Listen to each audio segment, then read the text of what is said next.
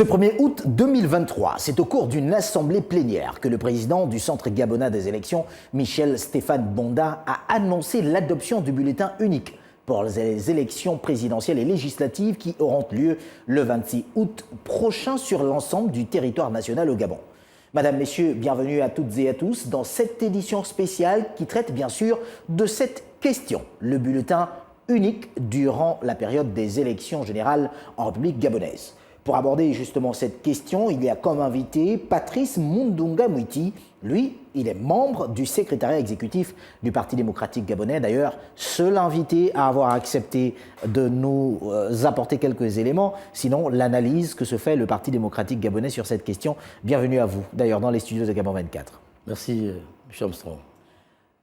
Il s'agit d'un tournant historique dans le système électoral gabonais. Pour définir le contexte, c'est sur requête de l'opposition gabonaise que le Centre gabonais des élections, en abrégé CGE, a validé ce 1er août 2023 l'adoption d'un bulletin unique. Peut-on, au regard de nombreuses réactions de la classe politique, notamment celle de l'opposition, évoquer une volonté de duper le peuple? Bulletin de vote unique pour les élections de 2023, un bulletin de vote unique tant réclamé, comme je le disais, par cette opposition dans son mémorandum dont les partis présents étaient tels que les démocrates, Rassemblement pour la patrie et la modernité, le Rassemblement pour le Gabon, le Rassemblement des patriotes républicains, l'Union nationale, Union pour la nouvelle République, le Congrès pour la démocratie et la justice, l'Union démocratique et sociale, Parti Réveil citoyen, Front démocratique et culturel, pour ne citer que cela. D'ailleurs, en sa page 6, le document indique clairement que c'est ce collectif de partis politiques qui a recommandé en mai 2022 dernier la suppression de l'enveloppe accolée. La présidente du parti politique de l'opposition, à l'instar de Paulette Missambo, y avait pris part d'ailleurs. Comment expliquer le choix d'un bulletin unique pour l'élection du président de la République et celle des députés à l'Assemblée nationale? C'est la première question que je vous pose à vous, Patrice Mundunga Mwiti, membre du secrétariat exécutif du Parti démocratique gabonais. Merci. Je voudrais d'abord, M. Armstrong, en raison de l'excellence des relations qui unissent donc le Parti démocratique gabonais et le Parti démocratique de Côte d'Ivoire, et à la suite donc, de l'adresse du président de la République, chef de l'État, adresser donc, nos sincères condoléances à la famille du président Henri Konan Bédié et au peuple ivoirien. Pour en venir à votre question, je voudrais tout simplement dire que le CGE, en choisissant le vote à bulletin unique, a voulu effectivement mettre en œuvre ce qu'on appelle ailleurs le choc de simplification. Donc le CGE veut simplifier les procédures pour permettre aux populations de voter assez facilement. Donc il y a à la fois, il y a beaucoup d'avantages, il y a plus d'avantages que d'inconvénients, et donc je voudrais plutôt ici insister sur les avantages. Alors justement, on parle d'avantages. Cela va-t-il faciliter le système électoral national? D'abord, il faut dire qu'au niveau économique, pour reprendre ce que disait le président Chirac en 1981, que la démocratie est un luxe pour l'Afrique. Pourquoi le disait-il? Parce qu'il estimait que les élections coûtaient excessivement cher. Ouais. Et donc, comme les élections coûtent cher, il fallait effectivement envisager des procédures qui puissent faciliter l'organisation des élections. Et je pense, de mon point de vue humblement, que le Centre gabonais des élections a choisi de transformer une contrainte en ressource. Ça veut dire qu'au niveau financier, par exemple, on aura l'avantage désormais, ne serait-ce qu'en ce qui concerne les impressions des bulletins, de ne plus imprimer beaucoup de bulletins. Donc c'est un avantage. Au niveau financier aussi, on aura aussi des avantages au niveau logistique, notamment en matière de transport. Au niveau financier toujours, il y a plusieurs avantages qui peuvent être liés aux dépenses liées à l'organisation des élections. Mais au-delà des avantages qui sont des avantages d'ordre financier, mais il y a aussi des avantages qui sont d'ordre matériel. Donc la simplification même en matière d'organisation des élections. Désormais, lorsque l'électeur se rend dans le bureau de vote, il n'a plus à sélectionner plusieurs bulletins, il n'a qu'un bulletin unique, et donc il gagne à la fois en temps, mais aussi en énergie. D'autres avantages aussi qu'on peut évoquer, c'est des avantages qui sont liés aussi à la maîtrise du taux d'abstention. Parce que, comme vous le savez, lorsque le processus est long, il est difficile pour les électeurs d'attendre trop longtemps. Et donc, beaucoup d'électeurs ne se rendent pas aux urnes parce que en raison du temps long. Et donc, c'est aussi, de mon point de vue, un avantage. Alors, certaines indiscrétions évoquent, par exemple, un recul démocratique. Selon vous, que dire? Non, je ne pense pas qu'on soit dans un recul démocratique. Je pense plutôt que nous sommes dans ce qu'on peut appeler l'innovation démocratique et donc même dans ce qu'on peut considérer comme une expression de la vitalité démocratique. Vous l'avez si bien rappelé que c'était une demande de l'opposition faite dans un mémorandum qui était intitulé Plaidoyer des partis politiques de l'opposition pour la réforme du système électoral national, donc remis en mai 2020, plaidoyer dans lequel il souhaitait obtenir la suppression de l'enveloppe à coller et donc, évidemment, faire évoluer le processus. Et donc, le CGE, en acceptant volontiers de suivre la direction de l'opposition, je pense pour ma part que c'est plutôt une avancée. La modélisation donc, du bulletin à vote unique me semble ouvrir en tout cas des fenêtres d'opportunité pour réformer le système électoral et surtout, je crois que tout processus de réforme s'inscrit dans la durée, mais surtout dans le temps long. Et donc, comme l'a si bien rappelé le président du Centre gabonais des élections, il faut effectivement faire beaucoup. Il faut faire beaucoup de sensibilisation, il faut faire beaucoup de pédagogie. Alors, je me permettrai de le rappeler parce qu'il est important de relever que le Centre gabonais des élections ambitionne d'améliorer l'organisation justement du scrutin dans le pays et d'ailleurs que c'est ainsi que les dispositions des articles 15, 76, 79 et 104 de la loi numéro 07/96 du 12 mars 1996 ont été appliquées pour donner une suite favorable au mémorandum présenté en mai 2022 par les opposants, parmi lesquels d'ailleurs il y avait également Alexandre Barraud-Chambrier, officiellement candidat à l'élection présidentielle. Pour revenir justement avec vous et pour préciser aux téléspectateurs que des invitations ont été adressées bien sûr à d'autres acteurs politiques, mais que seul vous avez accepté d'être des nôtres, l'adoption du bulletin unique pour ces deux scrutins uninominaux, est-ce que cela constitue de façon véritable un changement historique tel que cela a été dit par le président du CGE, ou alors on y voit derrière une stratégie politique qui soit préparée simplement par le pouvoir en place? Parce que n'ayons pas peur des mots, il faut le dire. Vous savez, le Parti démocratique gabonais est un parti qui est organisé et qui, comme tous les autres partis politiques, a suivi donc la déclaration du Centre gabonais des élections hier, la conférence de presse, et a pris acte de cette décision. Si le Parti démocratique gabonais peut la commenter, nous ne pouvons pas nous la discuter. On prend acte. Vous savez que les élections générales qui s'annoncent sont des élections extrêmement difficiles que nous préparons avec beaucoup de difficultés aussi, mais surtout avec beaucoup d'organisation. Pour notre part, comme je vous l'ai dit, je considère en tout cas le Parti démocratique gabonais considère que le vote à bulletin unique, c'est un tournant historique parce que, comme je vous l'ai dit, c'est un choc de simplification. Ça traduit le choc de simplification. Et vous savez bien que le gouvernement, depuis bientôt quelques années, accorde beaucoup d'attention à la simplification, aussi bien au niveau administratif. Vous avez vu tout ce qu'il y a eu, par exemple, au niveau administratif, avec la dématérialisation, par exemple, d'un certain nombre de données, de fichiers, etc.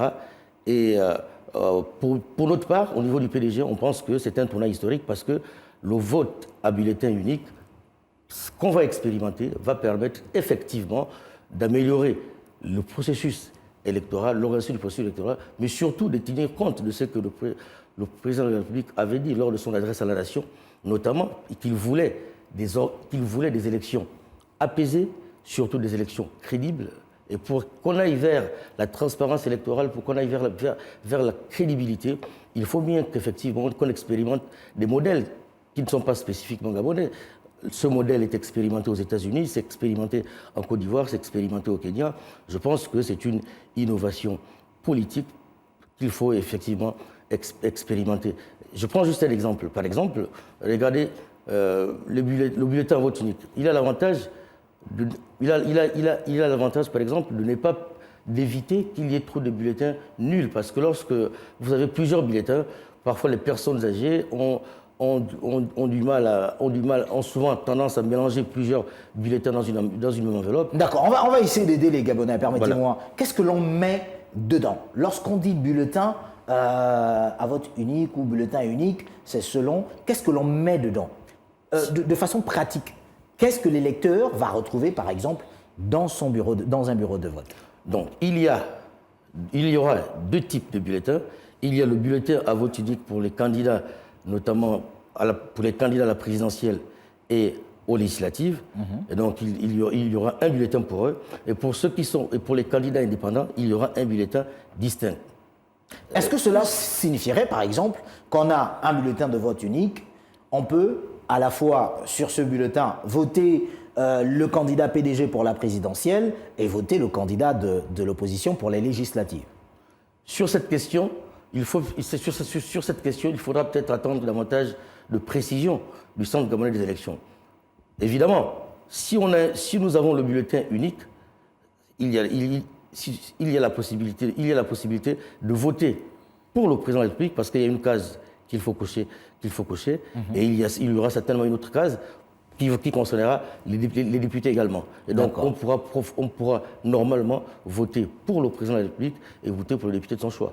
D'accord, parce que les Gabonais s'interrogent sur cette question, d'où d'ailleurs la problématique de recul de démocratie, puisque la prévention dans cette histoire évoque surtout celle des tensions politiques et sociales électorales et post-électorales générées par le climat de suspicion habituel, la réduction des contraintes budgétaires et des coûts élevés de la démocratie multipartite, la facilitation des actes de scrutateurs électoraux, notamment lors du dépouillement qui permet en l'occurrence de décompter en même temps les résultats des candidats à l'élection du président de la République, des députés à l'Assemblée nationale et des membres des conseils départementaux et des conseils municipaux sont là autant de points qui ont motivé, selon ce qui a pu être évoqué par le CGE, cette décision. On parle également de la compilation des résultats, par exemple, et l'annonce de ceux-ci, pour garantir la légitimité des institutions à travers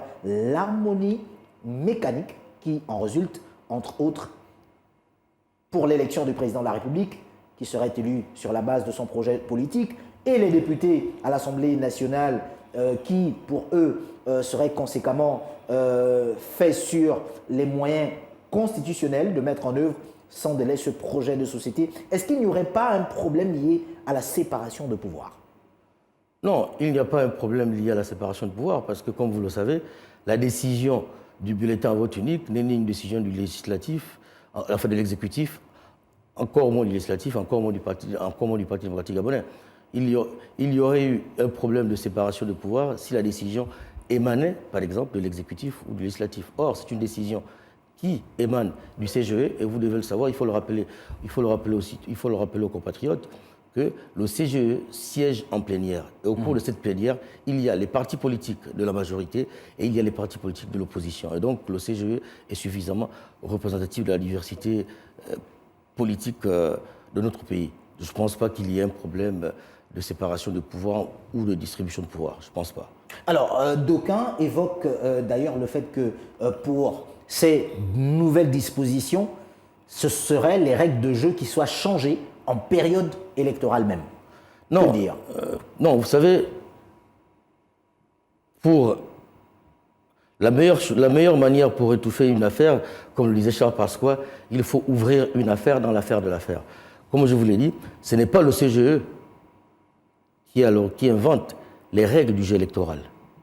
Depuis la conférence nationale de 1990, il y a eu des dialogues, il y a eu des concertations, il y a eu plusieurs rencontres, des accords. Les accords de Paris, les accords d'Arambo, le dialogue d'Agondier, la concertation politique de février dernier. Ce sont les acteurs politiques qui définissent les règles du jeu politique.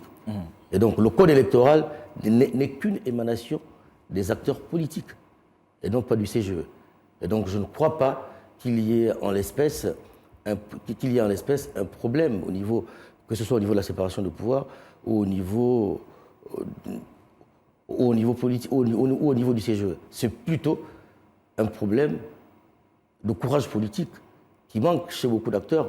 Êtes-vous en train de dire qu'il y aurait une récupération politique derrière cette affaire au point de mener une campagne de dénigrement contre le processus électoral qui a déjà été engagé par le Centre gabonais des élections? Non, peut-être pas. Je dirais peut-être pas une campagne de récupération politique. Mais comme vous savez que le déni permanent est un instrument politique. l'instrumentalisation aussi est un instrument politique. Vous l'avez si bien dit. En mai 2022, le mémorandum a été remis au CGE par les partis politiques de l'opposition. Ouais. Et les candidats les plus représentatifs, donc pour ne pas les citer, M. Barreau-Chambrier, Mme Paulette Missambo étaient bien présents. Ce sont eux qui ont souhaité que le processus électoral évolue. Et ce que fait le CGE ne modifie pas la loi électorale durant l'année électorale. Le CGE n'a fait qu'apporter des adaptations que le code électoral, donc les articles 15, 116, 119 et 104 de la loi 796 du 12 mars 1996 lui permet, c'est-à-dire que le CGE essaye de tenir compte des demandes politiques des partis politiques pour faire évoluer non pas la loi, mais simplement les pratiques électorales. Alors, disons les choses telles qu'elles sont. Au stade où on en est, doit-on comprendre que ces acteurs politiques, par exemple de l'opposition, étaient déjà informés de ce qu'il pouvait y avoir ces améliorations dans le système électoral, puisque étant déjà contenu dans la loi? Absolument. Ils le savaient, puisque tous ceux qui sont allés à la concertation politique de février savaient bien qu'il était possible d'apprécier, de faire évoluer un certain nombre de pratiques électorales, puisqu'il y a eu une commission qui a été mise en place pour le suivi des recommandations de la concertation politique de février dernier. Mais en réalité, je pense aussi qu'il y a derrière pas cette récupération, derrière toute cette instrumentalisation un peu du vote à bulletin unique, l'idée qu'il serait peut-être possible d'intenter un recours pour essayer d'obtenir le report des élections. Je crois qu'il y a en arrière-fond cette idée-là, tenter d'obtenir le report des élections. Je crois que les dates des élections ont été prévues pour le 26 août. Je crois qu'effectivement les élections auraient bel et bien le 26 août. Alors là, je ne vous demande pas de parler au nom du Parti démocratique gabonais, mais en tant que citoyen gabonais, est-ce qu'il est pour vous question aujourd'hui de rassurer les populations du pays sur l'organisation crédible de ce scrutin, en tenant compte bien sûr de nouvelles dispositions sans qu'il n'y ait de manipulation quelconque derrière? Comme je vous l'ai rappelé tout à l'heure, je vous l'ai dit, que le premier à souhaiter que les élections se passent dans des conditions apaisées, c'est le président de la République, chef de l'État, son Excellence Ali Bongo Ondimba. Ouais. Donc, il a accepté la main tendue de l'opposition. Il est allé jusqu'à organiser une concertation politique parce qu'il voulait précisément que les élections s'organisent dans des conditions pour le moins apaisées, pour le moins transparentes et pour le moins crédibles. Parce que, comme vous le savez, on a choisi l'élection à tour unique. Il ne faut pas qu'après l'élection à tour unique, il y ait un second tour dans la rue. Et donc, c'est ce qu'il faut éviter. Et pour éviter tout ceci, le Centre gabonais des élections, comme je vous le disais, essaye de transformer des contraintes qu'il avait, le Centre, en ressources. Parce qu'il était difficile. Vous savez, c'est inédit d'organiser des élections générales. C'est 3 élections qu'il faut organiser, c'est inédit. Et donc, il fallait trouver les voies et moyens pour essayer de créer les conditions qui permettent d'organiser sereinement ces élections-là. Et je crois que le bulletin à vote unique participe de ces évolutions-là, qui visent précisément la transparence électorale, l'apaisement du processus électoral, mais surtout aussi la facilitation de l'organisation de l'élection. Alors, je rappelle que vous êtes Monsieur Mundunga Mwiti et vous représentez, d'ailleurs, vous êtes membre du secrétariat exécutif du Parti démocratique gabonais. Il y aurait dû y avoir d'autres invités avec vous, malheureusement, qui n'ont pu honorer à notre invitation pour débattre de cette question. Mais qu'à cela ne tienne, que retenir aujourd'hui? Que dire aux Gabonais? Nous disons aux Gabonais que les élections générales auront lieu le 26 août prochain. Pour l'instant, l'heure n'est pas à la campagne, puisque la campagne s'ouvrira le 11 août prochain. Pour l'instant, l'heure est à la construction des projets, aux échanges dans les partis politiques, et ainsi de suite. Le chef de l'État a souhaité que les élections prochaines soient des élections apaisées. Donc nous invitons en tout cas le peuple gabonais à ne pas se faire instrumentaliser, à ne pas se faire distraire par des acteurs politiques qui, faute d'avoir de projet de société, sont obligés de surfer sur des choses qui ne sont pas essentielles. Et donc il faut que les Gabonais soient lucides et qu'ils comprennent que les enjeux sont essentiels. C'est 3 élections en même temps. Donc le chef de l'État est candidat à cette élection présidentielle. Il y a d'autres candidats qui sont aussi des compatriotes. Donc ce que nous souhaitons, c'est que l'élection se passe dans des conditions normales, que l'élection présidentielle, législative et les élections locales également. C'est le message que nous pouvons délivrer à nos compatriotes, donc un message de paix, un message d'unité. Tout en rappelant que le vote à bulletin unique concerne la présidentielle et législative, oui, mais que pour celle des élections départementales ou locales, elle reste en l'état, comme voilà, prévu. Comme habituellement. Comme habituellement. Voilà, c'est-à-dire pour les élections locales, donc c'est un bulletin distinct, donc comme par le passé. Donc à ce niveau, rien n'a changé. Le couplage, c'est plutôt l'élection présidentielle et les élections législatives. Merci à vous d'avoir accepté notre invitation. Je rappelle que vous êtes Patrice Mundunga Mwiti, membre du secrétariat exécutif du Parti démocratique gabonais, avec qui nous abordions la question liée au bulletin unique pour la présidentielle et les législatives prévues le 26 août prochain en République gabonaise. On aura le temps, bien sûr, de revenir sur cette question si d'autres invités, bien sûr, étaient intéressés à l'évoquer sur les antennes de Gabon 24. Merci, je le réitère une fois de plus, parce que ce n'est pas chose aisée souvent que d'évoquer des problématiques qui concernent la nation tout entière. Non, c'est le Parti démocratique gabonais qui vous remercie. Donc nous, en tout cas, nous sommes disponibles, nous allons là où on nous invite. Et donc aussi longtemps que vous aurez besoin du Parti démocratique gabonais, nous serons présents. C'est le parti, c'est moi qui vous remercie au nom du Parti démocratique gabonais. Restez de nôtres, quant à vous, sur Gabon 24, l'actualité se poursuit, n'oubliez pas, mais surtout, gardez le sourire.